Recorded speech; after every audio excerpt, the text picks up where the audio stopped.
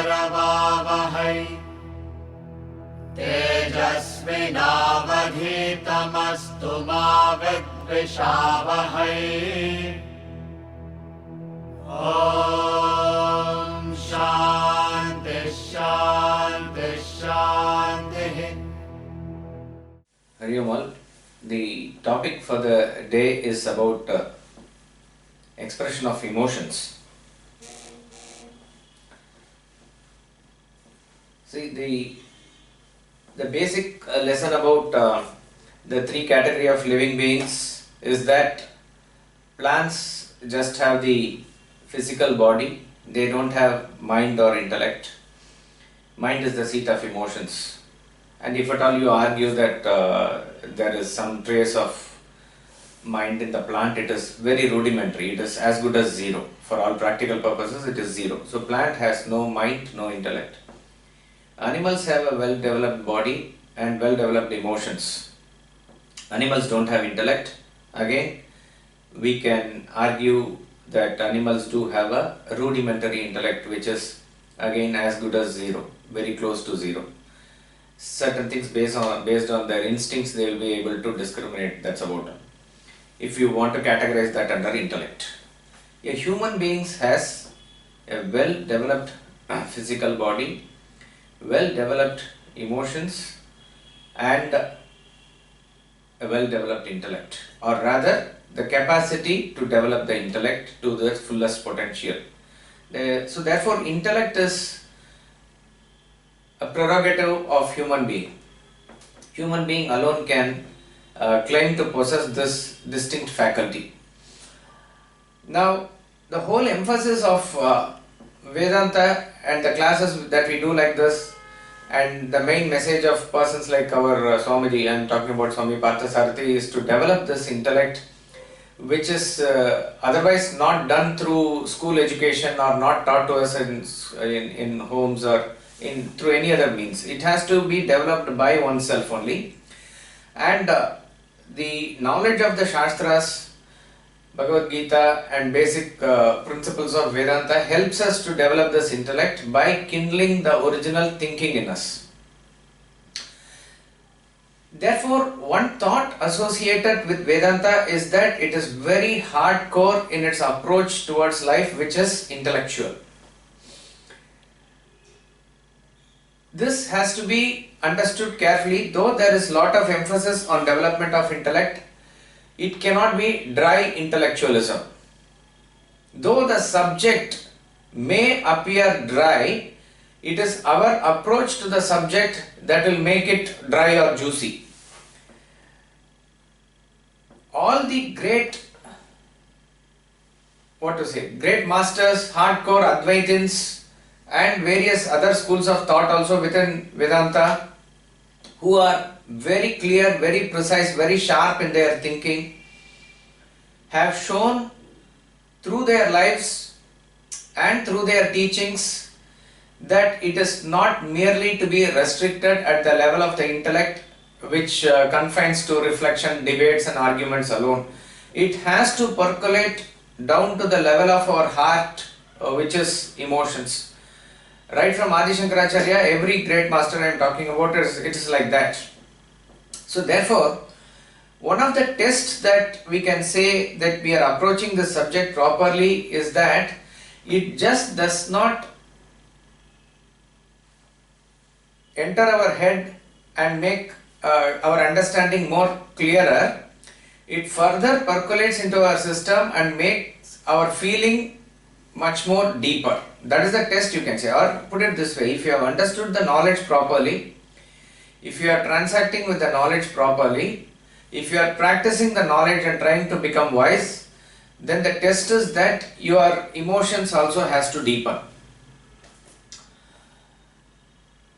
But without understanding this depth of this knowledge, people may brand Vedanta to be something unemotional.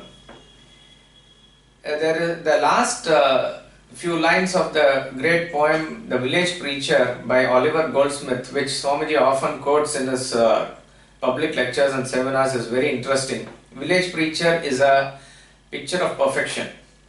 In fact, next week, 1st of December, we have the Sunandaji's Yajna on Bhagavad Gita, and she is taking the last portion of the second chapter of Gita, and in the last portion comes this famous portion of Sthita Prajna. Sthita Prajna means a man of steady wisdom, a person who is like a perfect human being.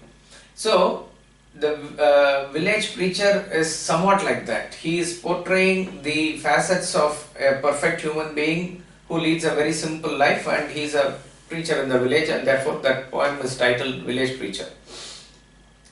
In that poem he gives out various characteristics of that person, and finally the poem ends with a very beautiful simile.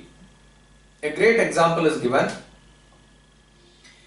He says, to them his heart, his love, his grief were given, but all his serious thoughts had rest in heaven. As some tall cliff that lifts its awful form, swells from the vale and midway leaves the storm, though round its breast the rolling clouds are spread, eternal sunshine settles on its head. Very famous portion. In fact, this portion probably alone needs to be by hearted or memorized. It's such a wonderful portion. It talks about a mountain range. We cannot draw it, but let me attempt.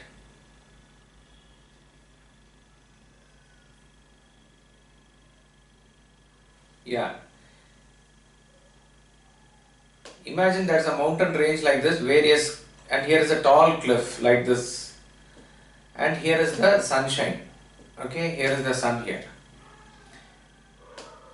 And these are the level at which the clouds operate. Okay. So he says, to them means to the villagers, to them his heart, his love, his griefs were given. So that means this person is not an unemotional person. He has this very beautiful transaction at all levels, and by their good and bad, he is participating in it. He shares his grief, he shares their love, everything. So to them all his heart, love and grief is given, but all his serious thoughts at rest in heaven. So what is the basic difference between a structure of an animal and a human? In general, we see that animals which are quadruped, they grow more horizontally than vertically. A human being is designed in such a way, he grows more vertically, standing on two legs. So nature, or God you can say, gives us a lesson here that in animals we see that the head and heart are in the same line. So one need not predominate or dominate over the other. But in human being, head is above the heart. Heart, no doubt, is very important. If you ask biologically also, I am just saying as a thought, heart is very important, brain is very important for a human being. But if you analyze as to which is more important, we can say 1% more than brain, heart is important, definitely. A person can be brain dead and still be alive, but no person can be heart dead and be alive. So heart is very important. In philosophically, heart relates to emotions and brain relates to thoughts. We are not talking about the physical organs here, but generally what it is related to, I am saying. As far as animals are concerned, when head and heart are in the same line, it clearly goes on to prove that discrimination is not required for them to rule over the heart, because they have a set pattern of living, computerized way of living. So that's no problem with reference to animals. But for human beings, heart is very important, but head should rule the heart as far as decision making and actions are concerned. So therefore he says here, and how is that possible? That is only possible once your intellect is attuned to the supreme or the reality, and that is what is development of intellect all about. So he says, to them his heart, his love, his griefs were given, but all his serious thoughts had rest in heaven. That means intellectually he was focused upon the self, supreme self. And then he gives this example, as some tall cliff that lifts its awful form means a majestic form, a big form, swells from the vale and midway leaves the storm. It swells from the valley here to a very great height here, and midway leaves the storm. All this storm and other things are midway. this cliff rises much above the other mountain ranges. Though round its breast the rolling clouds are spread, here clouds refers to the emotions. Though round its breast, that means in the heart of that person, around the bosom of the personality, there is lot of emotions. But eternal sunshine settles on its head. Eternal sunshine means the knowledge of the self, that is directly from the sun, it is always there in the head. This is the picturization of an ideal person. So an ideal person is one who is able to have his emotions and have deeper and finer emotions, because animals also do have emotions, but human beings have the capacity to take the emotions to greater depth, have deeper and subtler and finer emotions, but never allow the emotions to take over the personality by itself. That is the catch here. So one needs to have the fixation of thought in the Supreme. The intellect is well developed. With that, you can actually have a complete array of emotions. There is no restriction at all. This must be in fact the real understanding of Vedanta. So, rather than killing your emotions, rather than suppressing your emotions, Vedanta helps you to sublimate your emotions. It makes your emotions much more deeper. It makes your emotions much more wider also. It helps you to expand your consciousness by consciously expanding the range of your emotions. Now, emotions are natural. That is why even in human beings, first the emotions develop, then only the intellect develops. That is how the nature has kept the the plan. As we said, for animals, emotions are there and they just live and die with emotions. They express their emotions, they are completely okay with it. As far as humans are concerned, the body is first developed, then develops the emotions, and then later, maybe around, I do not know, in general you can say 9 years, 10 years is the real development of intellect that begins. The questioning begins, the thinking begins, and various things are there. Therefore, we can say that it is correct to say that emotions is a very natural urge in every being. To love and to be loved is universal. Everybody wants that. Everybody wants to be loved and everybody wants to love. You see that in animals also, and you see that in all human beings also. It's a wonderful phenomenon that actually sustains the bond of the universe. There are it is the emotions that forms the bridge between two beings.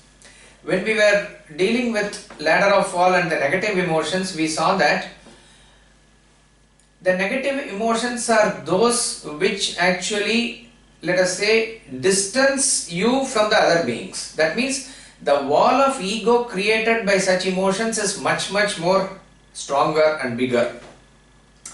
So various facets of it, whether it is anger, whether it is jealousy. That is why we said, even why does an angry man shout? Because shouting is done when you feel there is a distance. When you want to call somebody who is far away, you shout. So when anger is there, that means that mentally you feel very far away from that person. So even if he is next to you, you actually shout. Anger, jealousy, fear, arrogance, or various things like that. Greed. All these are negative emotions or other aspects of the negative emotions, various facets of negative emotions. So if you go this way, it is negative. When you turn it the other way, it is positive. Take it that way. Positive emotion, the test is that it actually binds two into one. So love alone is the positive emotion. Love is a feeling of identification. All other positive emotions are also various facets or various expressions or further extension of this aspect called as love. Love, in fact, is the only weapon that is available for a human being to win over others. Swami Ramatirtha says, it is but natural for us to search for happiness. That is our original nature. And true happiness is there only in oneness. And this expression of oneness in lower creatures, which expresses further itself in establishing that oneness, can be by brutal force. Say for example, he says, if you throw 5 seeds in a place, whichever is the strongest seed, that will grow. So strength or survival of the fittest is the law of nature. If there are 4 or 5 eggs that are hatching, we see that a bird even pushes the other eggs out of the nest, and this first bird only sustains itself, because that is the law of nature. It is the survival of the fittest is the law of nature. So strength is life and weakness is death. This same formula applies for human beings also. It is the strong who is going to survive, it is the weak who have to perish. Swami Vivekananda is very categorical on this. Therefore, he urges everybody to develop the strength at all levels, including physical strength. But what is the real strength in a human being? Real strength in a human being is not the brutish force that is seen in the animals. So, Swami Ramatirtha says, the direction of evolution changes as far as human beings is concerned.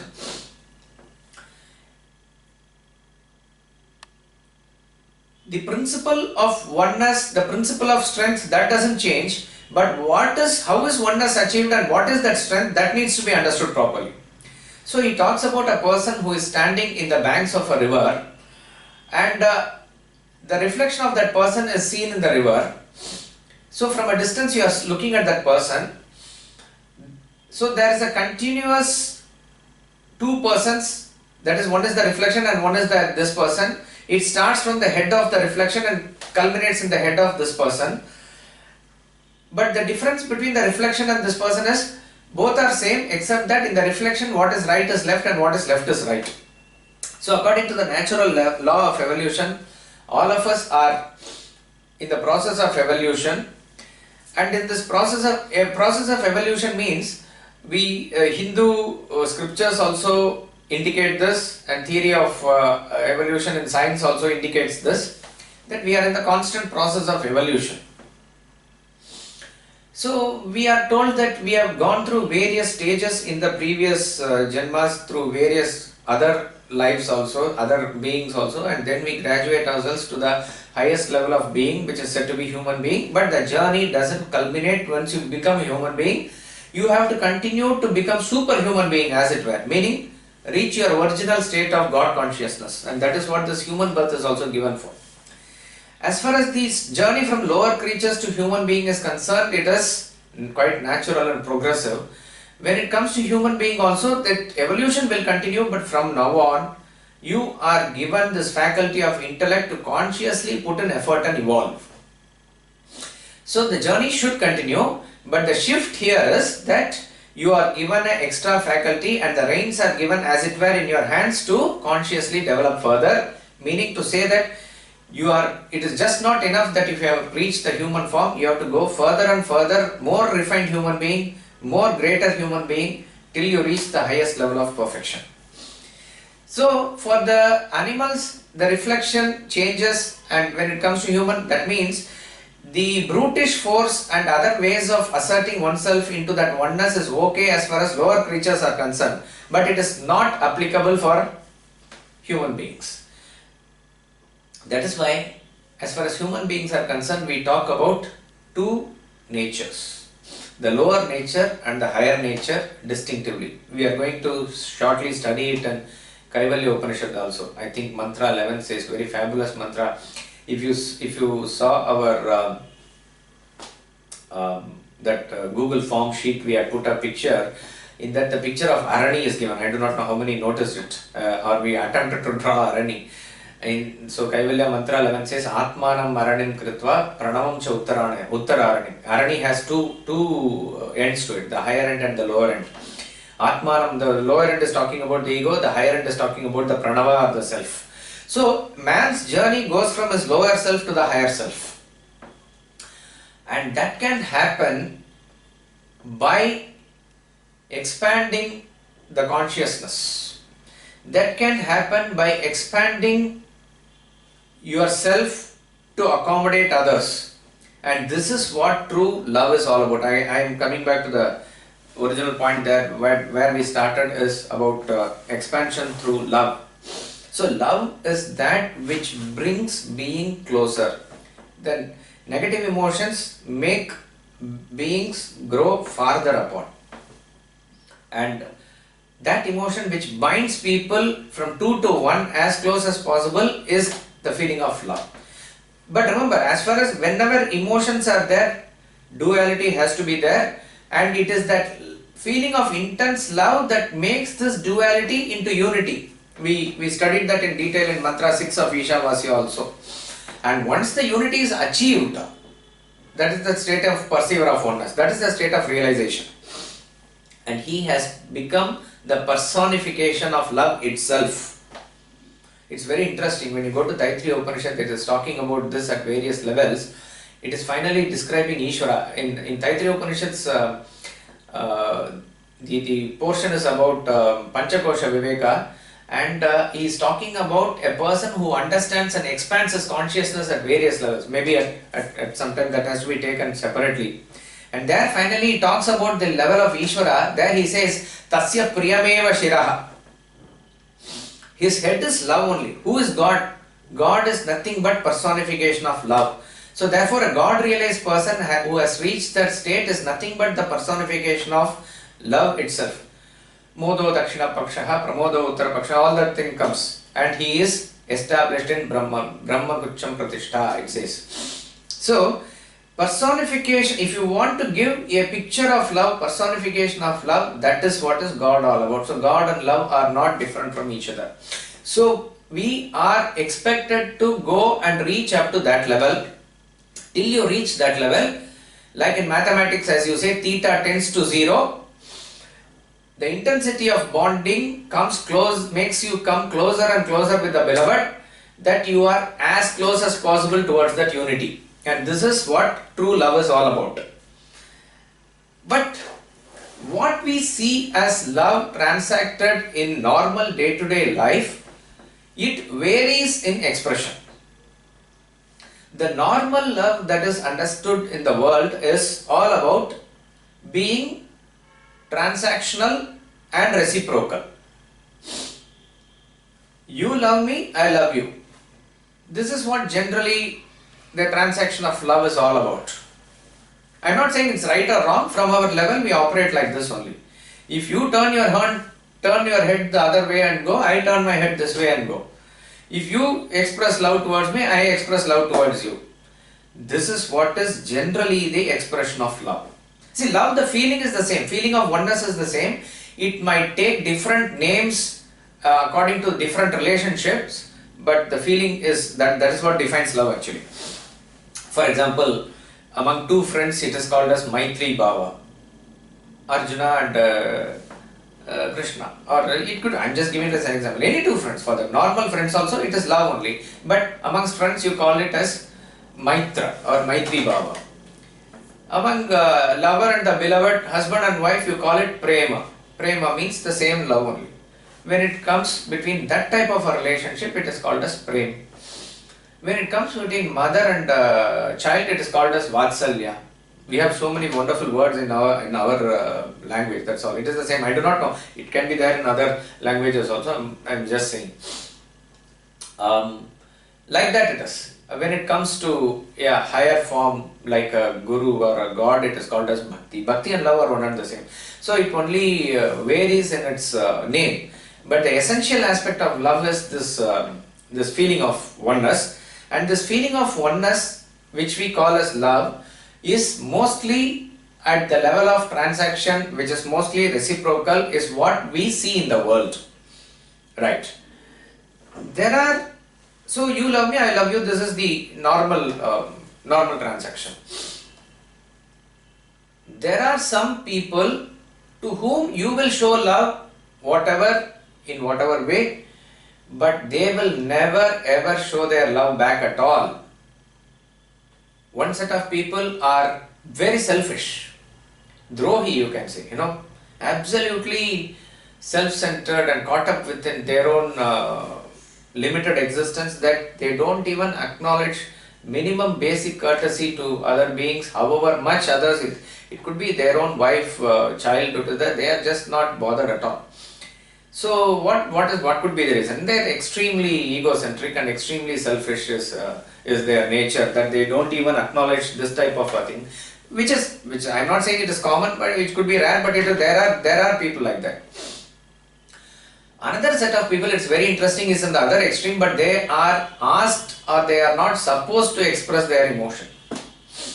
They are real sannyasins. When I say that, what it means is one who has transcended everything and gone to a very high level of awareness and consciousness. Their transaction with the world is extremely limited and restricted in that sense. So even if you are showing true bhakti, true love towards them, they may not seem to reciprocate it. I am saying seem not to reciprocate it because it cannot be pinpointed to any person. They have adopted the world as a family, so there cannot be a preferential treatment to any person. They may say just Narayana, go away, even if you do namaskar to them, and that is how it is also a vidhi for them, and that is how they are practicing also. What is the reason? The reason is that when he is consciously into a higher realm of consciousness, wanting to not get distracted in any way, and the power of the emotions is such that it may unconsciously try to bind a person even if he is striving hard. So if he is in that path towards that, he may not want to get into any type of unnecessary samsara which he is consciously trying to get rid of. That's all it is.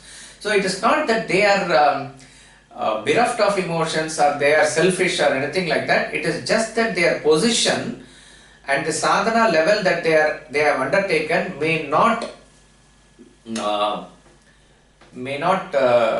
encourage them to express the emotions, but they are definitely not selfish. So these are one category of people. Otherwise it is mostly transactional and reciprocal in nature. But is there not a way by which you can express emotions irrespective of whether others are showing it back or not? Is there not an element of unselfishness in this love? Actually it is there. Even in a natural course it is there. Where do we see it? To an extent we see that in parents. That is why we said when we were talking about either about that molding children talk or harmony in marriage, we said that a person understands what true love is after he sees his child. Till that point of time, even as the wife caters to him, he is more and more of absorbing mode. He doesn't know what real love is. When the child is there is a outpouring of emotions towards that child, which is true love. Particularly mother's love is pure. See, even if you argue from the point of view of humans, we can say that there is a kick in my child and my factor is there. Of course my factor is there. Nobody is denying it. If my factor is not there, there cannot be any emotional transaction. Be clear about it. Only when you feel something is mine, that emotion itself comes there. And therefore we say that family has to be the center of your affection, not the boundary of your affection. Okay. So, but by and large you see that of all the different facets and different ways of expressions of love in this world, we can say mother's love is ranking very high or one of the highest forms of expression of pure love. Unconditionally she does love. So even if you argue that a human being by his very nature, it is designed in such a way that he will grow up and take care of it, and unconsciously or consciously the parents may think of it, all this is for argument's sake. But even if we give credibility to this argument, look at the motherhood love that is seen in animals. There is hardly any animal where the pup grows into an adult and takes care of the mother or nothing like that, because the sense of detachment is again inbuilt in the animals. Once the a young pup grows into an adult dog, there is a natural separation. There is a natural separation, like that it is. And yet, the mother dog would show unconditional love to the pup, the mother bird will show unconditional love to the young chick, whether it is whale or fish or bird or reptile or any animal, and including the social animal of a human. This is what actually sustains the universe. So it is not wrong to say that it is love that sustains the universe. So there is definitely this expression of emotion which is pure enough without expecting anything in return, and we see that in parent. Particularly we can lay more emphasis on motherhood. But what is the problem there? Not problem, what is the limit there? The limit is that it is restricted. That is why we say up to the level of me and my family, the emotion is natural. Why it is natural? It is natural because it is there universally, uniformly in all creatures. Coming back to that example of what Swami Ramatirtha said, he talks about the natural process of evolution. So we need to understand this term natural. What is natural? We use this term very loosely or casually we use this term natural. He hit me, I hit him back. Why? I said, what you are asking? It's natural reaction. Why is the mother attached to the young one? The mother monkey is attached to the young monkey. The mother is attached to the son. Everywhere it is there. Why it is so? It's natural, sir. What is the big question that you are asking? It's natural. We use the term. Why are you getting angry? Because how am I to react? It's my natural reaction. How can he talk to me like that? I'll get angry. So we use this term natural. What is this term natural? Where does this term natural come from? It comes from the nature. And what is this law of nature? The law of nature here, Swami Ramatirtha is explaining to us by introducing this law of inertia, which is probably the same thing as what Newton talks about in his law. I think first law. Yeah. A body continues to be in constant motion, or a body continues to be stationary unless otherwise acted upon by an external force. I repeat, a body continues to be stationary or in constant motion unless otherwise acted upon by an external force. This is the law of inertia. So you see that in carom board, if you keep all the coins one above the other stacked and you hit only the last coin with the striker, the other one comes like this. This is the natural movement of the other coins. It's in the state of inertia. So all the planets moving around in constant motion, everything is that unless otherwise something else comes and attacks it, it will be in constant motion like this. So this is the law of nature, that an object or being will be in constant motion or will be in inertia unless otherwise acted by an external force. So he says the evolution from the lower creature, which is unicellular, multicellular, plants, insects, various forms of creatures like fish and amphibians, birds, animals, so various gradations are there. In and through all these things, when you come and then finally you reach the level of a human being, it is nothing but a natural gradation here, he says. And therefore, when you go into that nature of a human being, because of this movement of inertia, you will still have all those qualities in you. So when a person is at a lower level, you ask him why does he shout? Because why does he do various other instincts of the animals that he is showing there? It is but natural, because he is exhibiting those tendencies which are there, and that past force is pushing him towards that. Now, unless otherwise acted by an external force. So when you are a human being, this knowledge can act upon you. Once this knowledge acts upon you and you are able to change yourself, the journey begins from lower nature to the higher nature.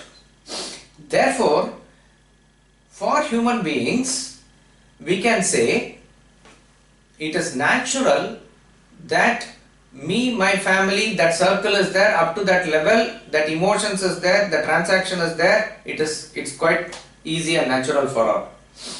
But the question arises, how do we expand our consciousness beyond that? And that is what this knowledge is all about. We said you should not stop at that level. Once you stop at that level, that is where it actually turns sour.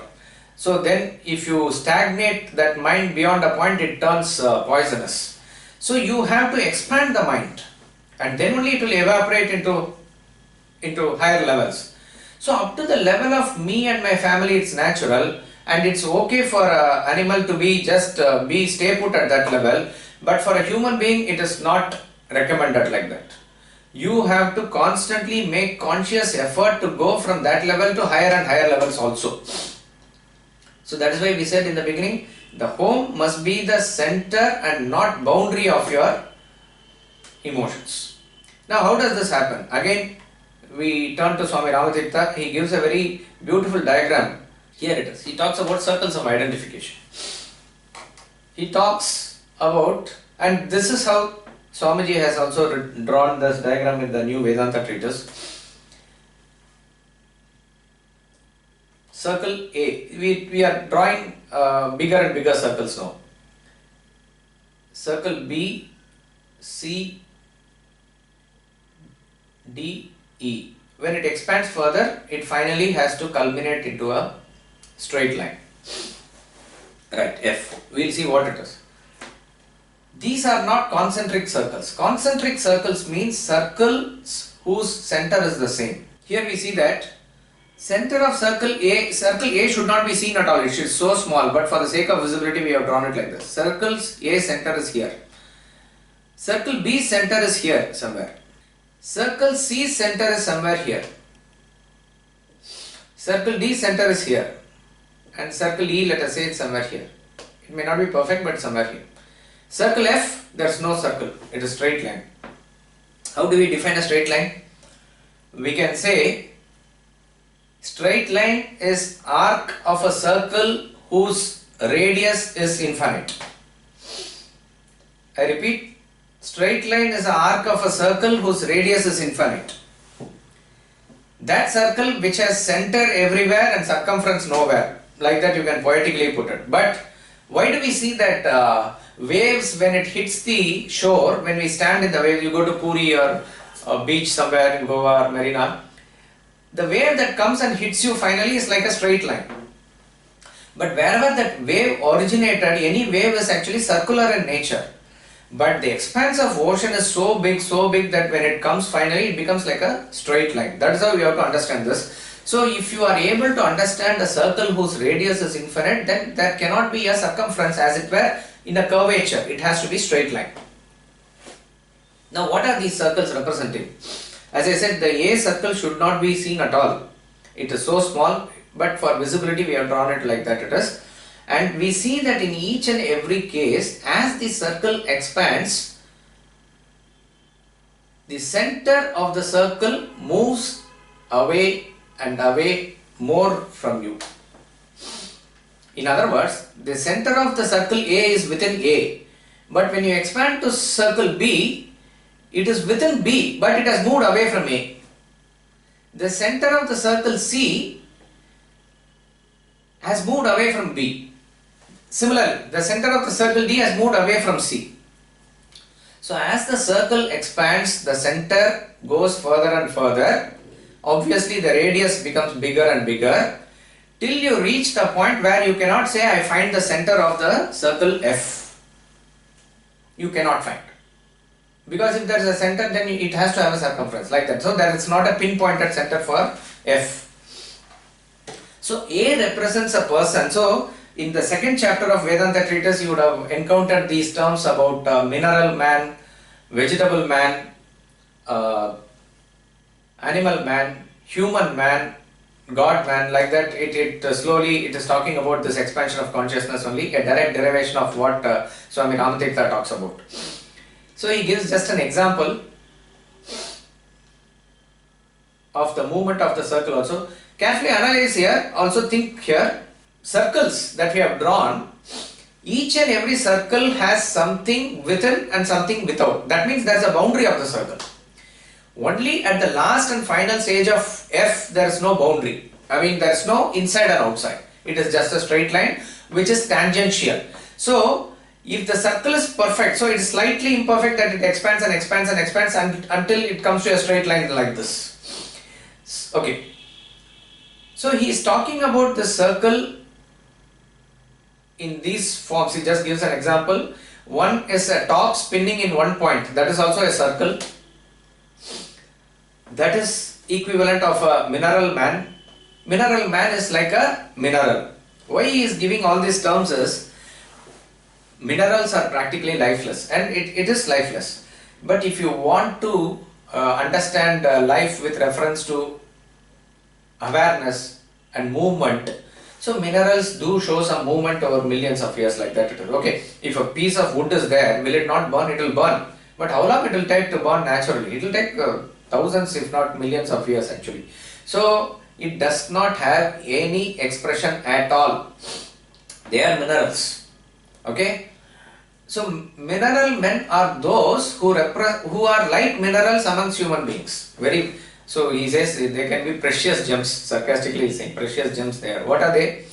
Movement of a top is around one point. Like that, their movement is around one thing, which is themselves only.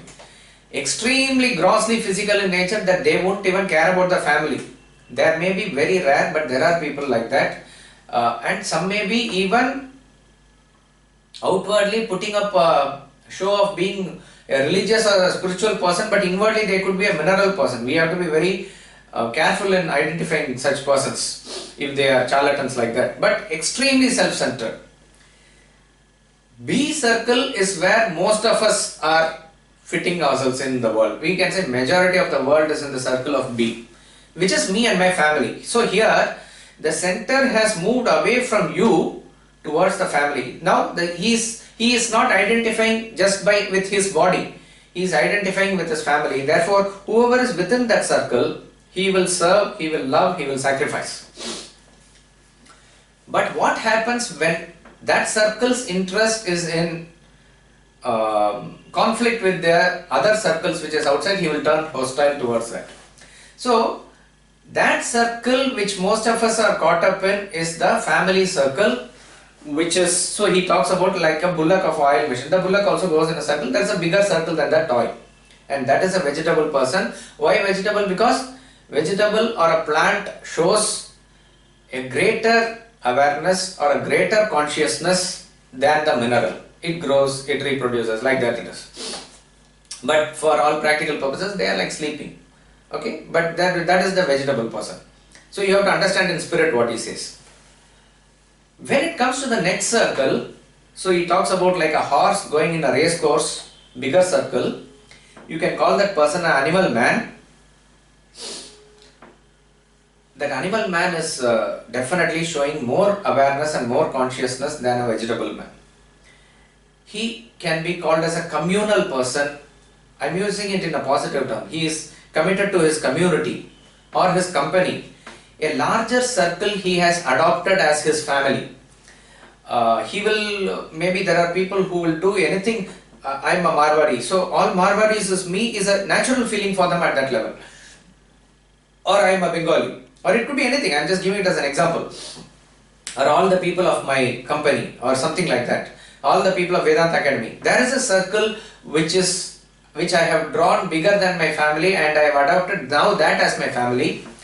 And maybe you can build a school for them, or you will give funds for them, or all that is coming out of your feeling for that persons in that circle.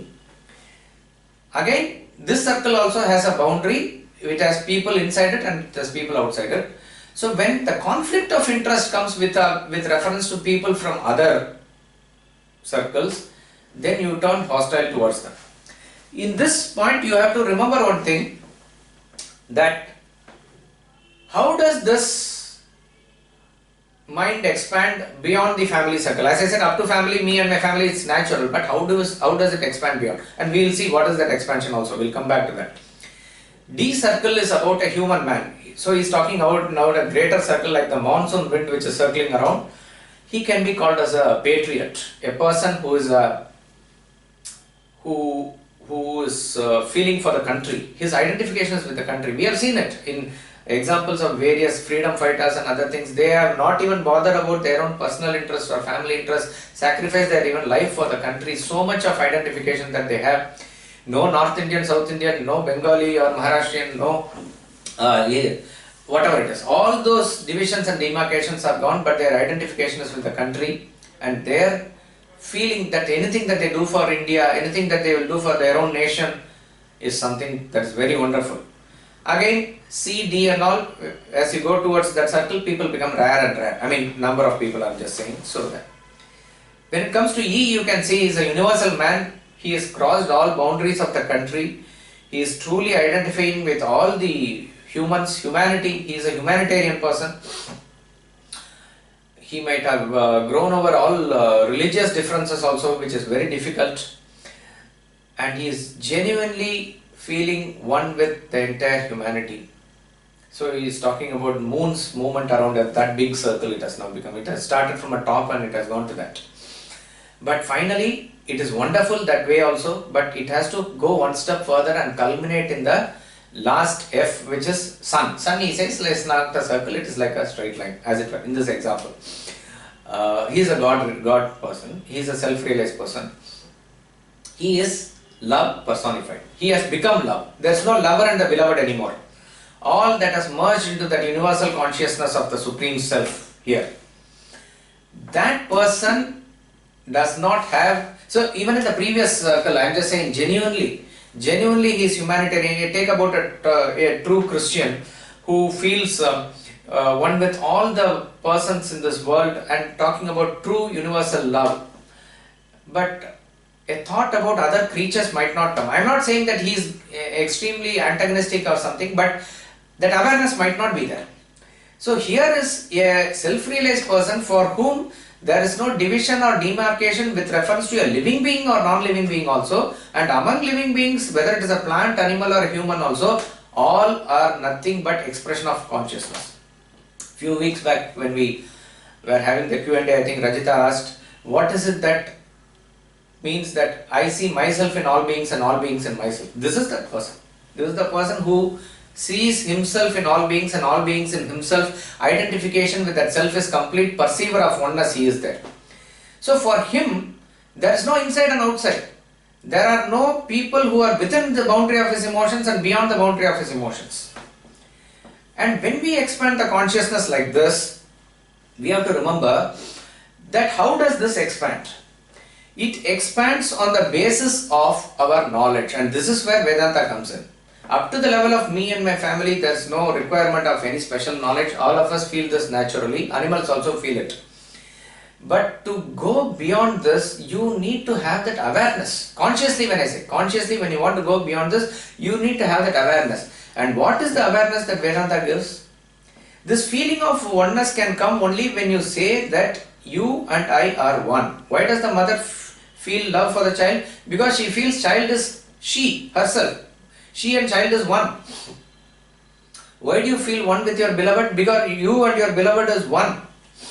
Why do you feel one with your friend? Because you and your friend is one. So oneness is what is going to give you that happiness, and that feeling of oneness is actually love. But my family versus other family means I don't feel anything towards the other. It is other, not one.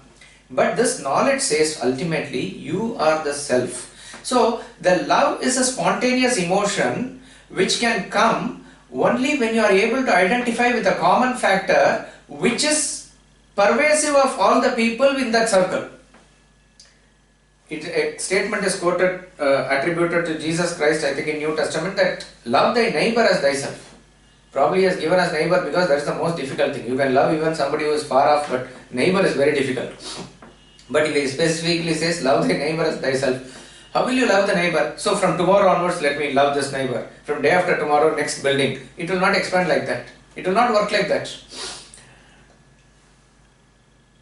Say, if I am able, suppose you say, at least with the students of the Vedanta Academy, at least amongst ourselves here in this class, that we are all feeling one with all other people who are attending this class, let us say, as a common factor is all are Vedanta students. Cannot you love, can you not show your feeling towards each other in this proper way? You can actually. But when will that come? Only when you identify with that common factor, which is the knowledge or something like that. So if I am able to identify with, let us say, my master, whoever is the student or disciple of that master, at least to that extent I will be able to have that spontaneous feeling. If I am able to identify with the head of my family who is my grandfather, let us say, whoever has his children and his grandchildren like that, at least to that extended family circle, my identification will be there. If you are able to identify with, let us say, whoever is the icon of a Bengali, Rabindranath Tagore or whoever it is, Vivekananda, even if you identify them as a limited person from Bengali origin or like that, based on which whenever you meet a Bengali even outside India, that much of feeling of love will be there. So, love can come only when you are able to identify with that common factor which is in that circle. And this knowledge says that common factor is what self is all about. So, unless I am told you and I are one, why will I love you? Or why will even the thought come?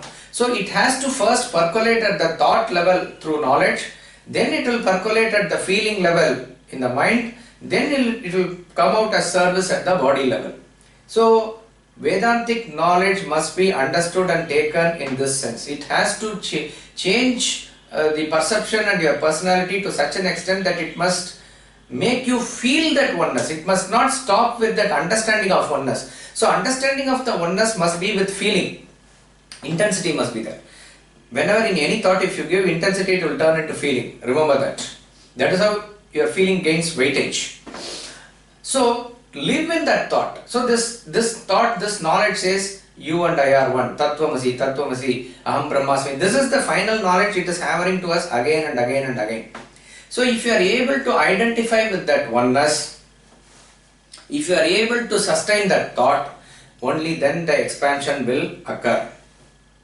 Now, when you expand, obviously your intellect is expanding, your objectivity is increasing in its strength. Therefore, as you develop the intellect, it is only possible that, yes, see, one thing is I may not be able to love a Pakistani. Let us say I am an Indian. I may not be able to love a Pakistani. I am feeling one with India and all Indians. Fine.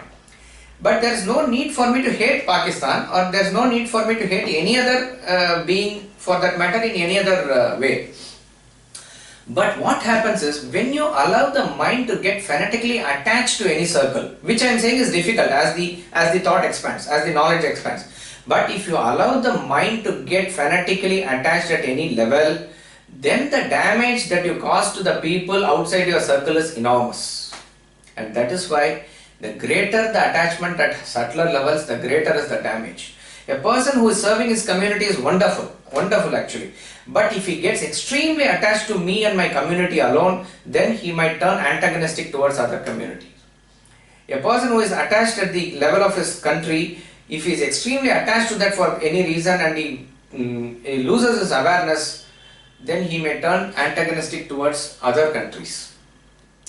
And the worst possible attachment can come in the religious level. When I get fanatically attached to me and my religion alone, and I get caught in it without a thinking or awareness and as to what this is and how this is going to serve my purpose, I will turn extremely antagonistic and cause damage and harm to the other religions. So converse is also true. Put it this way, any religion this professes this, any person who professes this cannot claim to inculcate true love at all. True love has to expand. It is okay that if you are caught up in a circle, but there must be a conscious attempt for you to move further. That's all. At any stage, do not get stagnated. There must be a conscious effort for you to move forward. And that is how actually love expands. And then this possession of this emotion called love is actually more important. But expression of love has to be spontaneous, isn't it? Any emotion for that has to be, you cannot say tomorrow I plan to show love to my children between 9 and 10. It will not work like that. You can say I plan to take them out, or I plan to take them to a park surprisingly. That you can plan. But how can you say that I will get angry from this time to this time, I will get emotional from this time to this time, Bhakti time is this. It is not like that.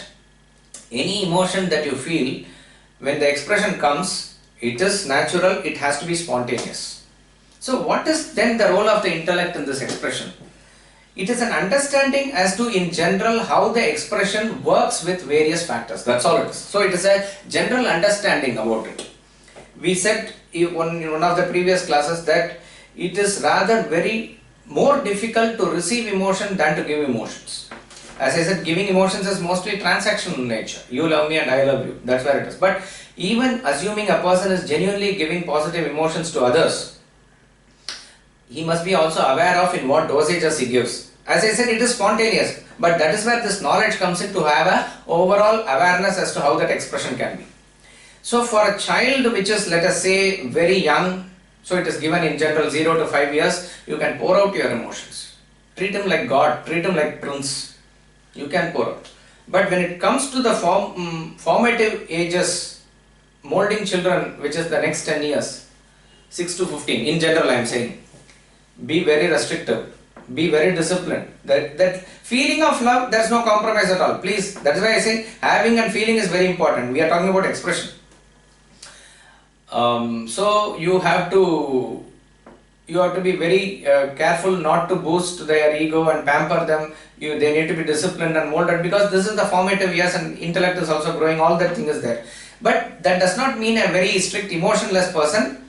You have to be very, you have to be judgmental about it for yourself. But it says Lalayet Panchavarshani, Tadayet Dashavarshani. The next 10 years you have to be, he is like a slave or he is like a disciple. Put it positively, like a disciple. He has to be disciplined. Then in the teenage, as he grows, the expression has to be more friendly. Parents are not friends, but their relationship can be friendly. Like that it becomes. So there is a connection at a different level now. Your moving and your expression and everything is also, because they are forming a different circle by themselves now. So you know how to do that. That's a different topic by itself. When it comes to your others who are at the lower level, let's say like employees, it has to be like a carrot and stick policy. You have to show emotions, you have to encourage them, at the same time you have to show punishment. So this is the way the thing is there. See, in and through all these things, never ever can any feeling of hatred be justified. Not at all. That is uncompromising. That feeling of love is there. We are talking about how it gets expressed. Therefore, you will find that there are some offices where the boss will not even look at that person. He will even dismiss him like that. But he is full of emotions and he will do whatever is required for him at the family level and whatever it is. And if such a person in fact shouts at the employee that he cannot take, the employee cannot take. The feeling is, see, you don't need expression for understanding the emotions, because my mind will transact with your mind. You know it actually. But it has to be, expression has to be there for people to transact, and that has to be carefully, monitored. That's all. From time to time you monitor, because you cannot feed a child more and more food beyond what it can take. It will throw out everything. Like that also, however much you love, you cannot force all the emotions on such a person who cannot take. That's why we said receiving emotions requires a lot of strength in that sense. So it is like that. But when it comes to higher beings, that is where you can unrestrictingly pour out your emotions, because they have the strength, they have the objectivity to take. Be it Guru, be it God. There need not be any restriction at all in your expression. And again, as I said, the natural flow of the water is at this level or flowing down. To flow up is difficult.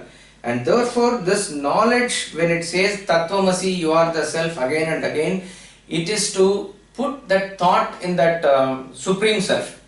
So when we say true love is universal, and we talked about in that circle universal man and God man, etc.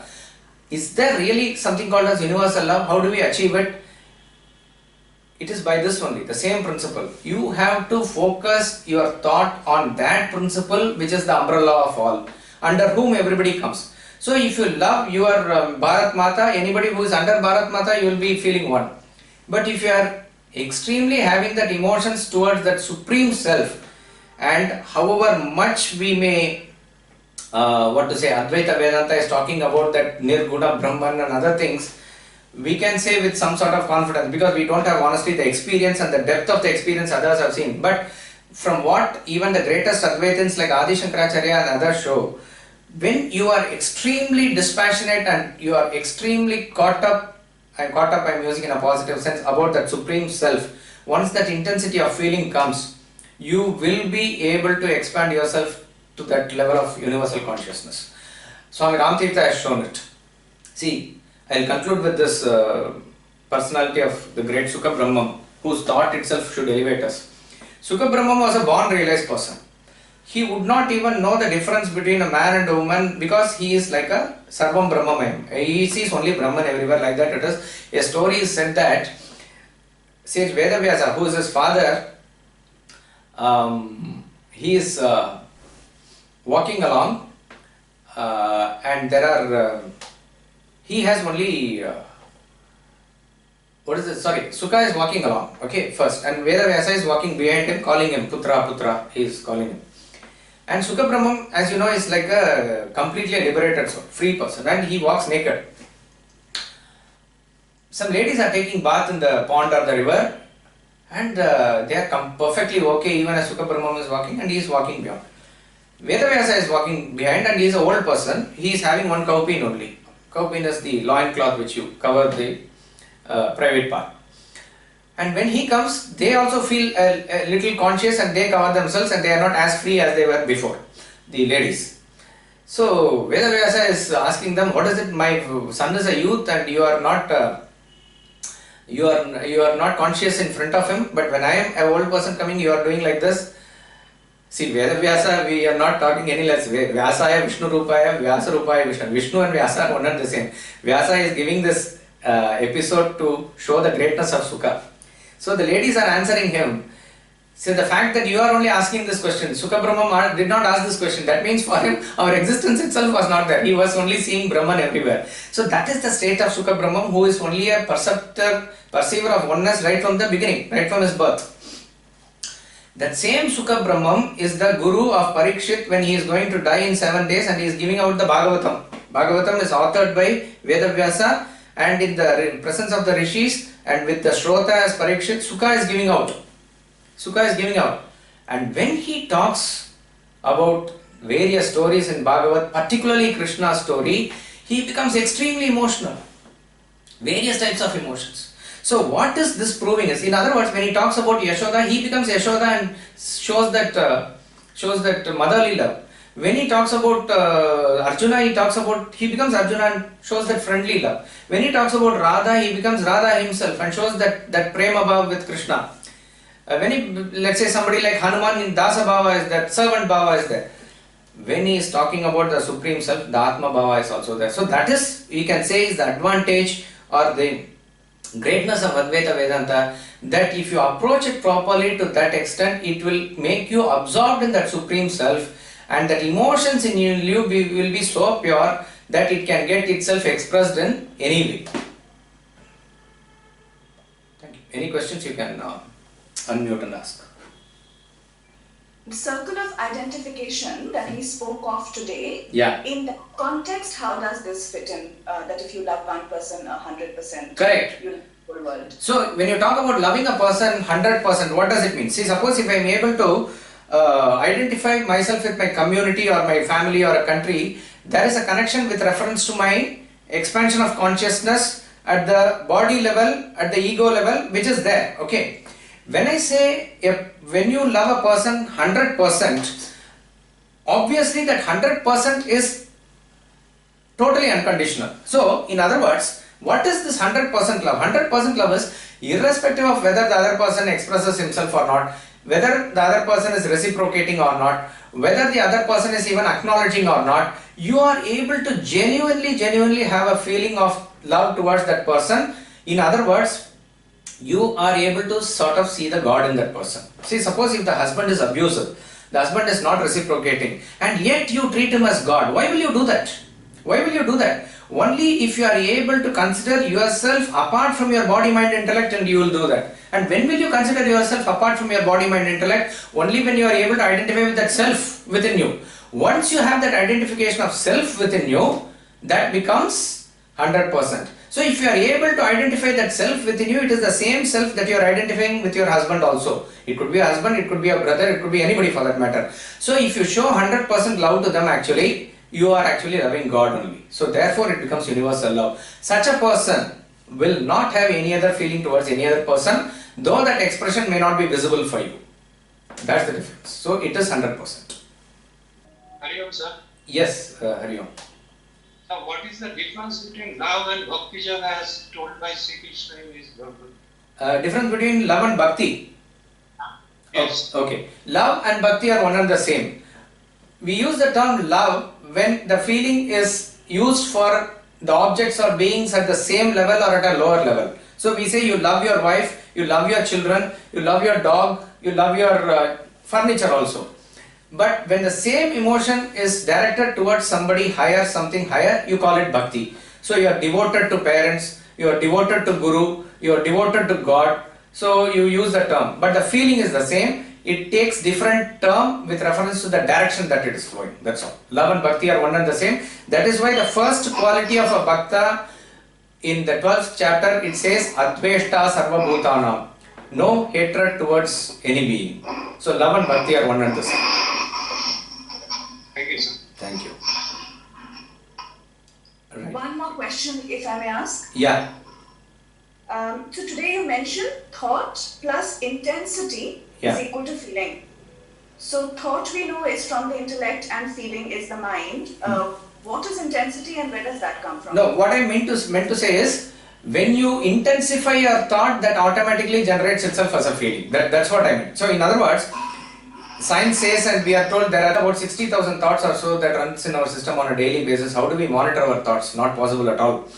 But how do we understand the nature of our thoughts? It is where you have a feel-good factor, those are the thoughts which are predominating your system.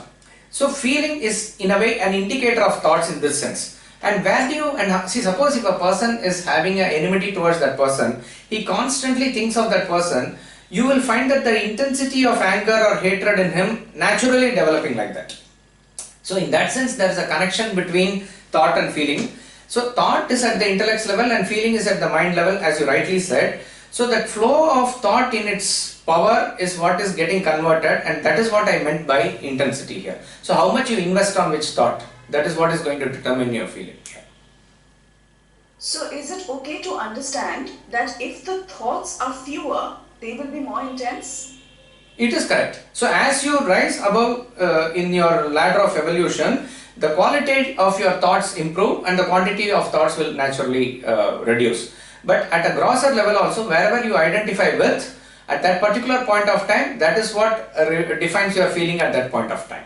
But generally it is correct to say, as you move up in the spiritual ladder, as you evolve more, quantum of desires, quantum of thoughts will decrease and the quality of thoughts will increase. It will deepen actually. Thank you very much. Thank you. Oh, Paramahansa.